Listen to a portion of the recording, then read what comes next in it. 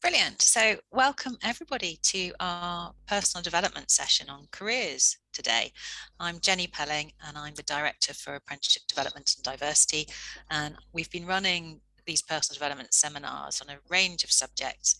And I'm really thrilled to see some familiar names and faces with us today, and some of our Kaplan Apprenticeship Advisory panel as well in the list. So welcome to everybody. We're joined today by Miranda Smythe, who some of you know. She's our expert personal development tutor.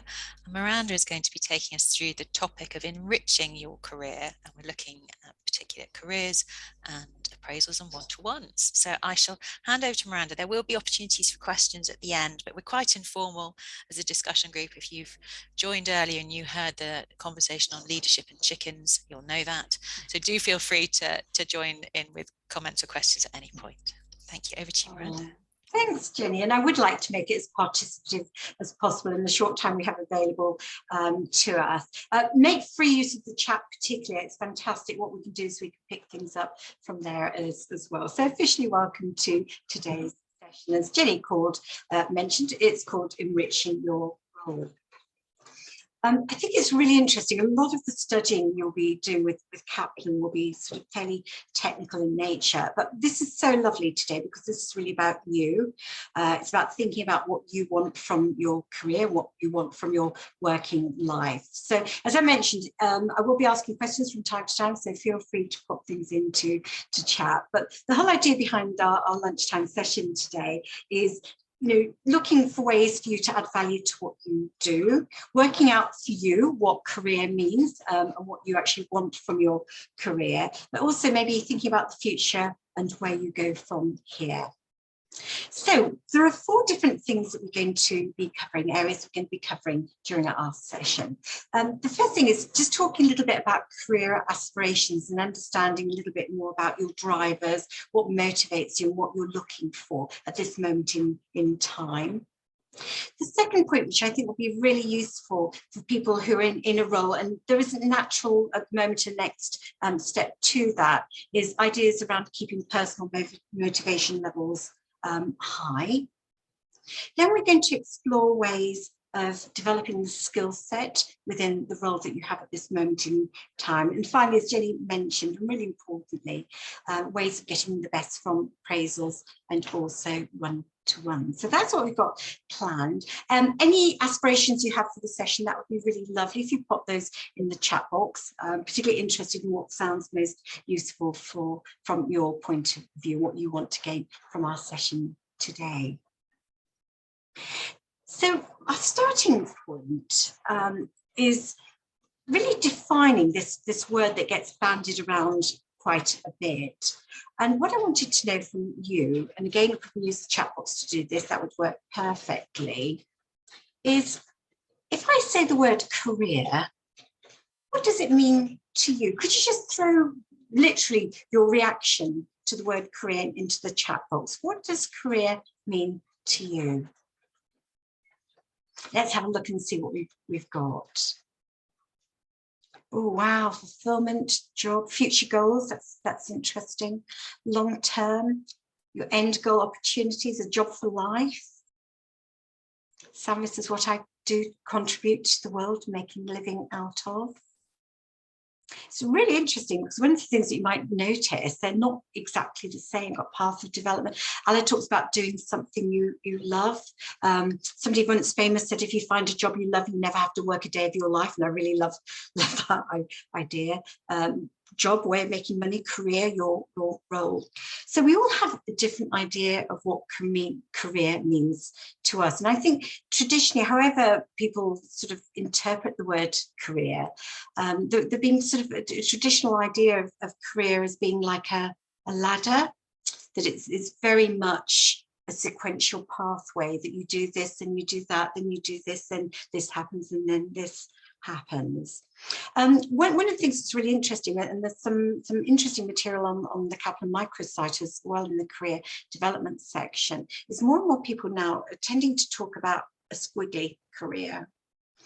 This comes from Helen Tupper and Sarah Ellis, who developed this idea that career isn't necessarily nowadays working from one step, sort of very sort of laterally to the next, that careers can take on many different shapes. And there's no one pattern of doing it. And what works for one person necessarily doesn't work for others. And it's sometimes the idea that people may move sideways to move in a different direction, or sideways sometimes to move into a more senior role. Sometimes people in the more senior role, and they choose to work in a more junior level, that there are no rules. It's about making it work for you.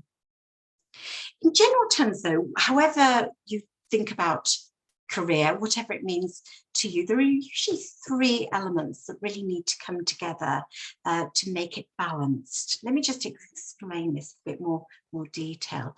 So when you think about an idea career for you, I'm always guessing that it's got these three elements associated with it.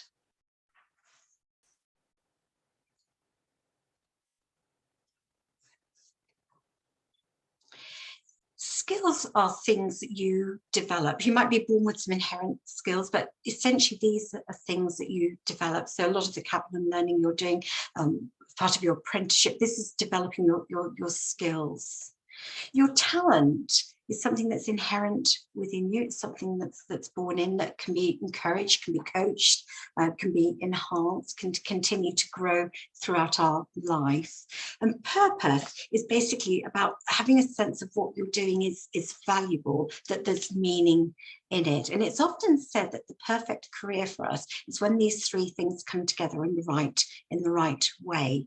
So you're using skills that are useful to the organization and developing your skills too. You're able to use your natural talent set, but also you're working in an environment where you've actually got a belief in your work and what you're doing.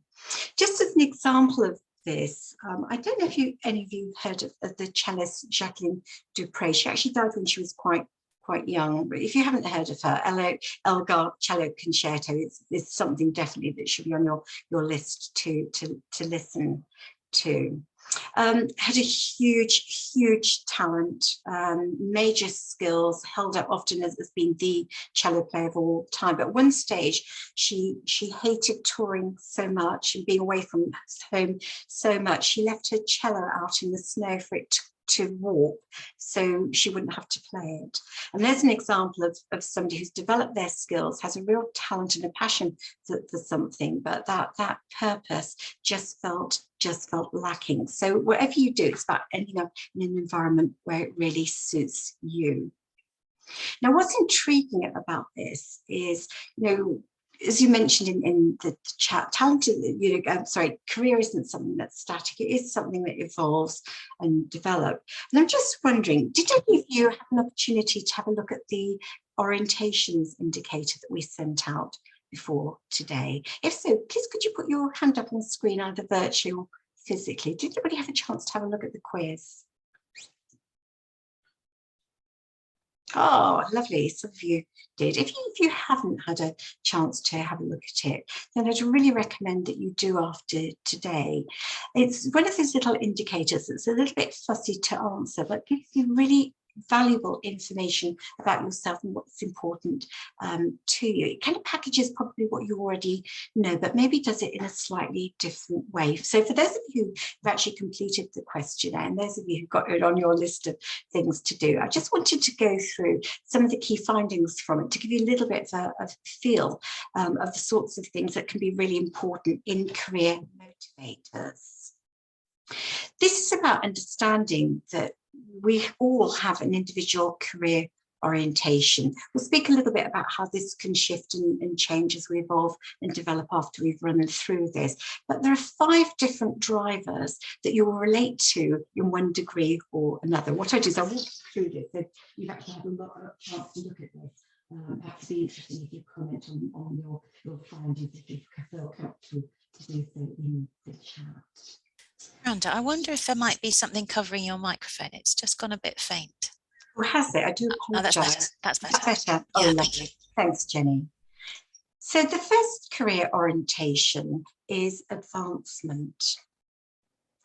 If you scored highly, or if immediately I talk about this, it resonates with you, then this is something that's going to be quite a driver for you at this moment in time. It might change, it might not, but this is for somebody who's seeking to be at a point of influence, who's looking to make an impact, who's really after visibility, and might have an eye on the next stage of their development, their progression, their advancement. So if this is one of the important drivers for you, this will tell you that this is what you should be looking for at some stage, is opportunities to advance, to be visible, maybe to work even at a more senior or in more niche area of your career.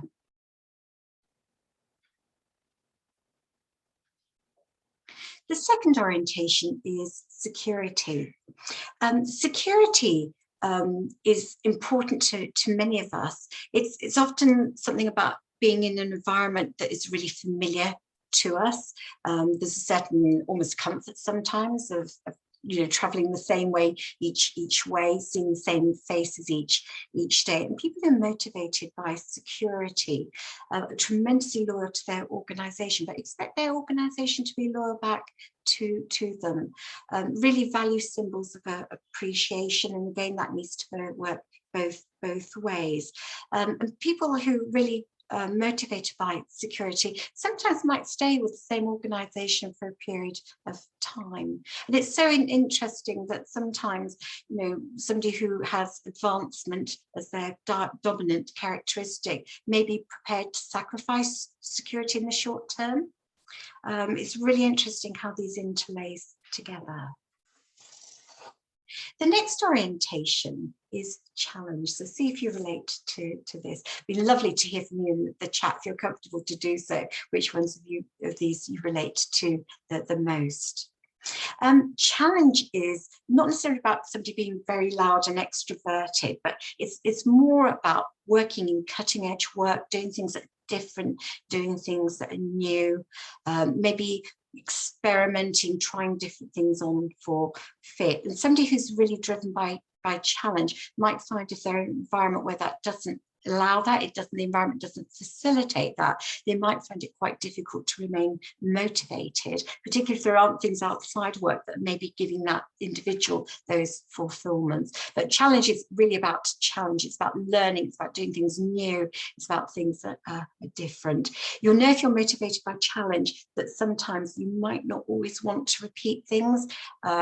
Sometimes people who are motivated by challenge don't always like some of the repetitive nature of some roles. So that's the challenge element. We've got individuals who are really driven by the idea that they can maintain control over their work. I think working from home over the last couple of years, for those of you who've been with us for the last 24 months might relate to this. People who loved the freedom of being able to organize the work that they wanted in the order that they wanted it to do, really have that sort of sense of freedom. There's a little bit of a theory as well that says people who are really, this is for whom freedom is a really important characteristic, may end up being their own boss. Although I think sometimes you have to be a little bit careful about freelance work because you can end up with 63 bosses rather than just having one, but having that maximum control over their own work. And then finally, and really important, balance. This is about an individual who finds it really important to achieve that delicate balance between how much time they spend at work and the effort and energy put in at work, then their external relationships, but also self-development. And as I say, it's a little bit of a balancing act. It's not 33, 33, 33. It's individuals who are really keen to find a balance between what they do that's meaningful at work, their personal relationships, but also their personal development. So just wondering if we just stop at this moment, whether we could have some feedback on this, if people are happy to share. Really interested in what resonated you as part of this. So feel free to pop things in the chat and I'll pick them up from there. But which of these do you think describes you at this moment in time?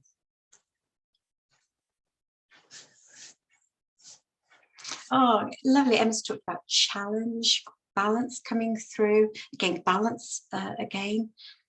Freedom, advancement, challenge and freedom. Isn't it interesting how we're all so different? Lots of balance coming through, some challenge, security. A huge range of different things. Thank you so much for sharing this. It's really lovely to see these coming through. And it's interesting how many of you have picked up, it's not just one thing, it's maybe a blend of different orientations that are important too. In fact, Louise, I think, has picked out 3, which is really intriguing. So if you haven't done the indicator, perhaps have a look at it after today. It'd be really interesting if it on paper says what you said into the to the session itself. But one thing that I thought was really worth knowing about in looking at these career orientations is that there are a few caveats that associate with this. Let me just explain what I mean by this. These are the orientations that we were just looking at. But it's really useful to be aware of that, as some of you have demonstrated, you know, a lot of us have a variety of different drivers. It's not one thing, it's a little bit of a mix of these. So you might have had a drive that feels more important to you, but there might be some other secondary orientations as well that you relate to. But your orientation can change, it can shift. Again, it'd be really interesting to hear from you in the chat box what sort of things you think might influence a person's orientation. I'll give you an example if that helps. Years ago, I had a friend and it was all about ambition and challenge. And then her life circumstance changed and all of a sudden it was about security and balance. So things can change very, very quickly. So it's important not to maybe put yourself in a nice little box and say this is what's important to me, because it can change. And as I mentioned, it can be influenced by things that happen to us in life, or even a change of circumstance. For example, if somebody's in an environment where there isn't much security can become more important temporarily within that situation. There's something also really important that I wanted to mention as well, and that is your orientation isn't wrong, it belongs to you. And I think it could be really comfortable if somebody describes themselves as having security as a really important driver, as a really important motivator, but they work in an environment where other people maybe are more about advancement. It can feel wrong sometimes to have that orientation, and it's never wrong, it belongs to you. What you really do need to do, though, is to be honest about with yourself about what's important. And just finally, if you didn't relate to many of those different areas that I showed you, those 5 descriptive terms a moment ago, it may be that you haven't got strong orientation, maybe a little bit mix of all of them. That's not wrong either. Some people never develop a strong orientation. They go with the flow. They're very fluid and they're very flexible. There are huge advantages to doing that. So if you didn't immediately have one of those different orientations resonate with you, it's really not an issue. Just some people never develop a strong orientation. So that's just a little bit about thinking more about career, what it means. The idea that career isn't necessarily something that is linear, that's like a ladder, that careers can go in a lot of different ways. They can be squiggly too, and it's important to recognise that some people also talk about portfolio careers now, where somebody gets their income from a variety of different sources. The traditional routes are no longer held up to be the only way of doing things. But without a doubt, in terms of managing your career, things like appraisals and one-to-ones can be tremendously important, because they're spaces that get created between you and your line manager. There are opportunities for you to promote what you do, maybe to talk about any barriers or trickiness, and look at ways of wiggling your way again around those. And what we're going to do is to move from talking about career orientations into exploring a little bit more about how we can make use of appraisals and one-to-one. We've been asked if we can reshare the link for the quiz, and I'll get Jenny on the case to do that after our session today. But it'd be really lovely if you haven't had an opportunity to do that, just as a way of really affirming some of these thoughts you've had about that immediately today. So as mentioned, what we're going to do now is to talk a little bit about appraisal. And I've got a little bit of a case study here that I'd like to show you. So I'm going to pop this on the screen, and I'd love your feedback. So again, if you're happy to use the chat to do this, have a look at this scenario. I'd love you to know what advice you'd give.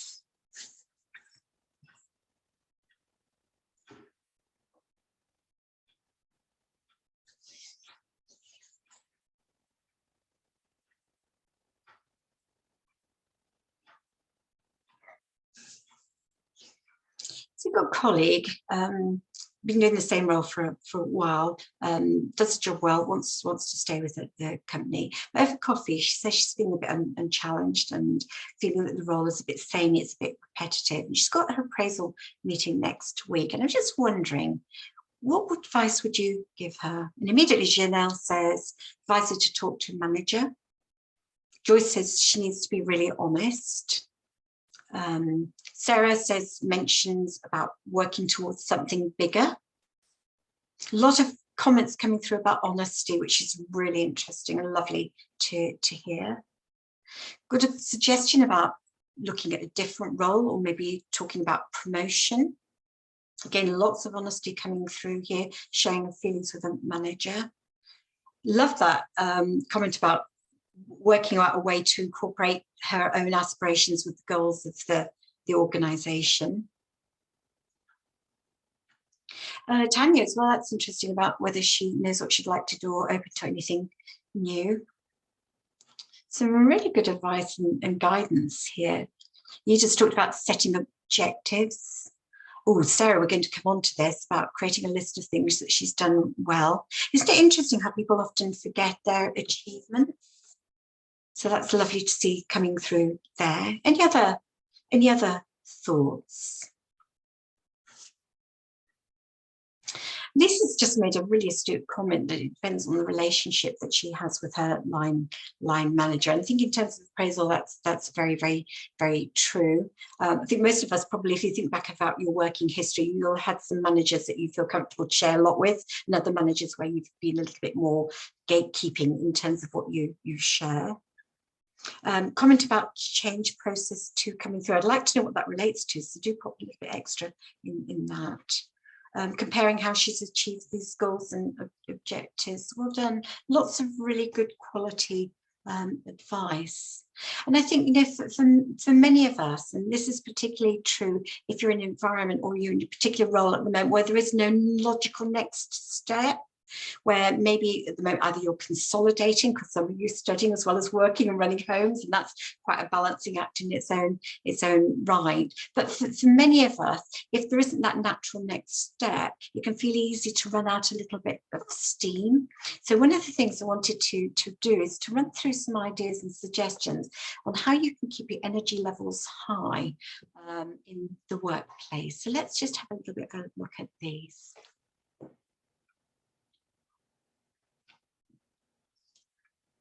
This actually relates to some of the comments that were helpfully popped in the chat just now. In terms of keeping your personal motivation high, I think one of the things people forget is how much they've learned and developed. Development happens very incrementally. So one of the things that will have happened, and certainly since you've been studying with Kaplan, you may not have noticed it. You get this skills creep whereby you're developing a lot of skills, behaviours, developing a lot of knowledge, but not really recognising how far you've come. So if you haven't done this for a while, it's a really useful activity just to remind you how far you've come. And then once you've got this idea, this sort of skills map of what you've developed and the skills that you have, maybe also challenge yourself to potentially look at the gaps. And I'll give you an example of this. Say, for example, you've got the mindset that your next natural role for you will be doing a senior role or a supervisory role. One of the things that you can do as part of your skills assessment is to look at the skills that you've got, think about the skills that you need to be working at that level, and work out what the gaps are, and see if there are any ways of building some of that skills gap into what you're doing at this moment in time. See if there are opportunities maybe to develop some of those skills that would naturally help you be in a better place when you achieve that next role.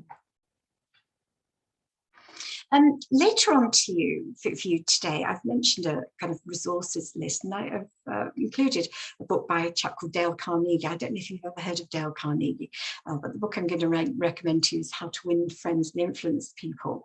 The reason I'm mentioning that book is that Dale Carnegie was stuck in a job that he described as being very mundane and repetitive. And the way that he kept himself energized was continually setting himself new targets. So not necessarily just doing things fast, but doing things better. So looking at the quality of what he did, seeing if he could produce better quantity of work without dropping the quality. So if there's no natural next step for you at this moment in time, see if you can enrich what you do by looking at the quality of what you do, or maybe sometimes your output. Just be aware that there is a relationship between quality and quantity. Another idea is to make sure that you garner all the feedback that you can. I think you have to be careful about this because this could be a little bit overdone. But going to individuals who see enough of you to be able to comment really meaningfully on what you do and how you go about doing it. But look at opportunities to gather feedback from others. We will talk about feedback because sometimes it's tricky to manage. Sometimes it can come out of nowhere and can sort of sidesweep us almost. But use opportunities to gather feedback from others. Really pay attention to the feedback that you get. So if people say you're doing something really well, do more of it. If people say it's not working, then change it. So really pay attention to that. And also, I don't know if you have a mentor. If you don't, it's a really good idea. Some organisations often have formal mentor schemes, or sometimes informal ones. But if you're in an organisation where there isn't a mentor scheme, what's the harm in approaching somebody and asking them if they'll mentor you? It's not usually your line manager. Doesn't necessarily have to be somebody who's senior, but often it is because of the vista that they have across an organisation. It could be somebody external as well. So get yourself a mentor. Really useful. You can bounce things off them, get feedback from them. They can set you challenges too. Now, those of you who are feeling overwhelmed at this moment in time, this probably isn't a great strategy, but volunteering for project groups and working parties is a really good way of building your profile across an organisation, building your network, but also learning some new skills. What skills you need in your work isn't necessarily always what you need in project groups, so it's a lovely opportunity for enriching your role without changing your role. As some of you suggested in our past example, Rashida probably should be honest with the manager, ask for more responsibility or ask for more diversity in their work. And again, your manager won't automatically know this. If you don't say something, they won't immediately be aware of it. So I loved your idea, be really honest. And this last idea, which might not work for all of us, is if you've got a skill that you've got outside work, are there relevant opportunities to use it in your workplace? And just a really immediate example of this is somebody that I know was a really talented photographer, was feeling a little bit jaded in the role that they did, and appraisal was really honest, and now is taking all of the photographs, or was taking all of the photographs for the staff newsletter and magazine. So really enjoying that part of the job, and it's sort of subsidizing the other bits. So that might not feel quite so relevant for you, but for many of us, if you do have a skill, is it possible to cross-reference it into your workplace? Now, some of you suggested that Rashida really should make best use of her appraisal with her line manager, that she should be really honest. So one of the things I thought we'd do is to talk a little bit about appraisal and one-to-ones. And as part of this, also to mention feedback. So hands up those of you who are involved in appraisals. You can either do this virtually or you can raise your hand physically on the screen. Do you have appraisals? Jenny does, yeah? One-to-ones? Yeah, fantastic. I can see that a lot of you do. That's super. Quite a lot of people in the room. More people raise their hands than haven't. Some of you don't have appraisals, which is quite interesting because it's quite rare, I think, nowadays to find an organisation that doesn't have some sort of structure in place, whether it's performance review or appraisal, packaged by just a different name. So one of the things I thought we'd run through, just some tips and techniques around gaining the best out of appraisals and one-to-one. And we're doing this because they can be a really important part of your development. It's an opportunity for some reflective practice, for some feedback, for some objective setting too. So in terms of managing your career and enriching what you're doing at the moment, I'd say if you do have an appraisal or a one-to-one process, you should really be maximising that. Now, just a few tips and techniques, and then we'll talk about feedback. First things first, your manager will have prepared for your discussion. You should prepare too. Sometimes you might get a formal document to work your way through, which asks you for a little bit of reflection on the last period of time. But when you prepare thoroughly, think about the whole period of time. Just don't go back to the most recent incident. Think about the whole period of time that's covered by that appraisal or one-to-one.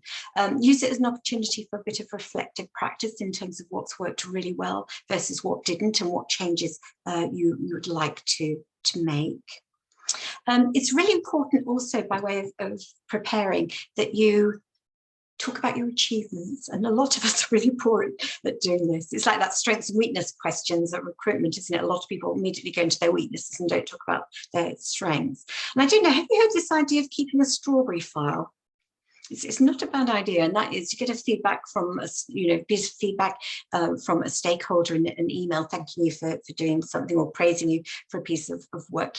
Keep it, take it to your appraisal with you. I don't really want to concentrate on the pay link, but some appraisal schemes are pay linked, so you really do need to make a case for your performance. So be prepared to talk about things that have worked really, really well that you're proud of.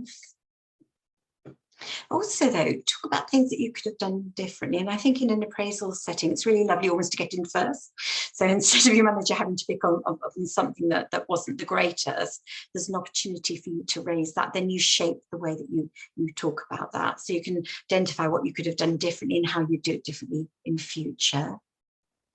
And also to draft ideas for your objectives. Objectives are negotiable, or they should be negotiable. So it's a good idea to go to the meeting prepared with some objectives. And this is where I think some of you said Rashida could do a good job by going and thinking about what her priorities could be for the next period. Linked to your objectives is what learning and development you need to support that. Your learning and development really should be lined up to your objectives. So if you've got 4 objectives that you're going to propose, then you need to think about what learning and development might need to support that. Actually, sometimes it might not be that you need to learn something or be trained in something. Sometimes it might need that you need a different level of support. So again, be prepared to ask. Generally ask questions, listen actively. We'll talk about feedback and listening in just a moment. It's really important that you participate fully in the discussion itself. It's, this meeting is for you, it's about you, it's for your benefit. So make sure that you participate fully in it. And again, because we associate with appraisals and one-to-one with feedback, perhaps just get yourself in the right mindset for managing feedback. So what we're going to do now is we're going to then move on to looking at ways of actually managing feedback, which could be about praise, or it could be about criticism, which is about doing something differently. And again, if you've got any thoughts on how, tips and techniques on managing feedback, that would be lovely to see those appear in the chat. Because whilst you're doing that, I just wanted to mention something to you, which doesn't necessarily have to be the reality, but it's called SARA, and I don't know if you've seen it before, but it's sometimes the way that people react to feedback that's unexpected and sometimes unwelcome because it's different, but it's feedback that comes a little bit sideways. So in the meantime, whilst I'm showing this, if you've got any thoughts on the management of feedback, do put that into the chat box and we'll pick it up from there. So let's have a look at SARA, reactions to feedback.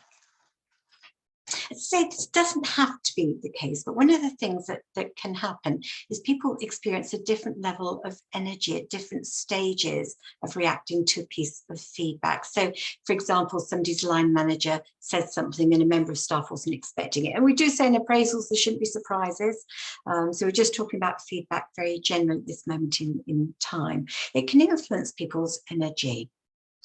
So In an extreme instance, somebody might be told something and they've never heard it before. So there's a bit of critique. So somebody goes into a little bit of shock, of disbelief. I can't really believe that. Why has nobody said that before? I've never heard that. I've never been aware of that. Sometimes people have a little bit of a surprise associated with a piece of feedback. It's not unheard of. It may not be, your pattern of behavior, but sometimes if somebody gets a bit of feedback that's quite strong and the person reacts to it very strongly, you might get this emotional reaction to it, which can take the form of anger. Anger is always a secondary emotion, interestingly enough, so it could be that somebody's hurt, they're bewildered, the shock coming into play there. Sometimes there's a level of resistance. People resist the feedback, they deny it, and then again, acceptance and action. So this doesn't have to be the case at all, but it's a known reaction to unexpected feedback where somebody's surprised by it, they have an emotional reaction to it, they then deny it, find ways of resisting that feedback, followed ultimately by acceptance and action. And it's a really interesting model because it almost gives legitimacy to sometimes to the way that we react. And you'll notice levels of energy through this changing. The highest level of energy is the emotional reaction, the anger that I mentioned. The lowest is resistance, which can be quite inert, but then acceptance and action. So let's have a little bit of a look at some of the thoughts that you've had about managing feedback. Oh, these are good. Joyce says, take a breath. Don't allow the instant reaction. Oh, Samuel, again, very wise words too. Stimulus and response to space. In that space is, oh, they're not yours, you stole them, they're fabulous. Thank you, Samuel. In that space is our power to choose our response. In our response lies our growth and our freedom. Oh, I love that. Well done. Try to separate my personal self and professional self. Well done. Some really, really good thoughts in there, and a lot of them relate to what you've just seen on screen. So in terms of feedback, as I mentioned, feedback really can be classed into two distinctive groupings. One is feedback, which is about praise, which is about reward, which is about recognizing something that somebody's done really, really well. The second form of feedback, which is often called criticism, it's about change, it's about doing something differently. So you've got the praise, which is affirmatory, and then critique, which is about doing something differently. Now, it's really interesting because many people say that actually praise is harder to take than criticism. Does anybody agree with that in the room? It's often said that people find praise harder to take than criticism. Yeah, isn't that interesting? Why is it so hard to believe the good stuff? I don't know if it's we're inherently modest. Aida said about depends how they present feedback. Absolutely, the way that people give feedback, if it's done clumsily, can really impact on the way that people receive it. Absolutely, really, really clever thoughts there. So, just a few tips on the management of feedback. The first thing I want to say is with praise. You know, all of us need to learn to accept it. It's a gift. Be very careful about gifting, giving a gift back. It's really sad when, somebody says to somebody else, you did that really well. And this person says, I'm just doing my job, or it's what I'm paid to do. And it's such a shame. It's a real reward. So think about praise as being a gift. You really don't want to give a gift back. This was said in the chat, wasn't it, about listening actively, listening openly to it, not prejudging it, but let somebody talk and then drawing conclusions afterwards. And again, you may not agree with everything that's said to you in life, and not one person has the absolute rule on what's right and what's wrong. So one of the things that perhaps is really useful to do is, if you're not sure, is ask for an example. And it's a good way also of processing feedback, because it gives you a little bit of time to reflect on what's being said, a little bit of time maybe to go through some of those reactions that we spoke about. So it goes a long the lines of, or in what way, or could you give me an example of when I did that? And this is really useful if you're trying to place things in context. And there's ideas of using questions to clarify it. Sometimes people aren't always clear in the way that they give feedback. I think I did mention that about sometimes people aren't sort of skilled in giving this sort of feedback to us. So using questions to clarify, asking for examples, and just being careful how you react. More and more, I think people are talking about emotional intelligence, and intelligence comes in a number of different packages, but emotional intelligence is being able to manage our reaction to things, to see about the impact that we have on others, being able to read other people's body language and emotions too. So it's really important, and actually the management of body language and tone is really, really important. If you think about it, people who are working at an enhanced level, one of the things that they will do is they'll have control over their tone, their attitude, their body language. So it's really important that you take responsibility for managing those. Then, of course, it's time for reflecting and deciding how you act on the feedback itself. The whole idea about feedback, which is critique-based, is it's about change. It's about doing something different. And it seems a shame for somebody to go through a whole process of doing this with us and for change not to happen. So if it's something legitimate, then you really do need to be acting on it. And perhaps just remember as well, your first reaction to a piece of feedback might not be your final reaction. I won't be the only person in the room who's had somebody say to them something over the years, and I thought, no, that's not true. And I go away, and 2 weeks later, I think, maybe it is. Anybody else relate to that? The first reaction might not always be your end reaction. So allow yourself time to process that and to reflect on it, and then you can draw proper conclusions. So in a moment, I'm going to pass back to Jenny. But before I do that, I mean, today we've looked at career, what it means, different career orientations, enriching ourselves in the role that we're in for this moment in time, thinking about how we can make use of appraisals and one-to-ones.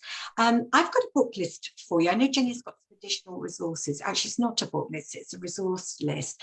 I just thought if you're seeking more inspiration after today, there's lots of stuff out there that you can plug into. But I just wanted to mention 3 things to you. Has anybody ever read this, by the way? I read it at least once a year. It's a bit dated, but there's some real lessons in there. It's called How to Win Friends and Influence People from Dale Carnegie. That's a book. It's probably an audio version of it too. The Sophie Devonshire audio book about loving work, about 7 steps to thriving. Lovely audio book, really, really positive and motivational. And thirdly, wanted to recommend to you a video which some of you might have seen called Hidden Figures. It's a story about in the 1960s about 3 African American women who were working at NASA and the way that they managed being under-recognized in their work. And it's a good film because it's true and it's really motivational, but I just thought there was some interesting learning to pull from there. But bottom line is, it's your career, you control it, you decide. So I'm now going to pass back to Jenny. Thank you, Miranda. And what you do is you give us the opportunity and space to pause and think. So thank you. I'm going to ask on the subject of feedback for everyone to complete the quick survey for us about this session, because we build on the feedback you give us when planning our future careers and personal development seminars. So please do, because we take into account what you ask for and build it into future sessions. So please, if you could take a second to do that now, that'd be fab. We'll send out the recording afterwards and the questionnaire that Miranda mentioned. There are just 1 or 2 other things on the final slide, if Miranda would be able to share that. Just wanted to flag.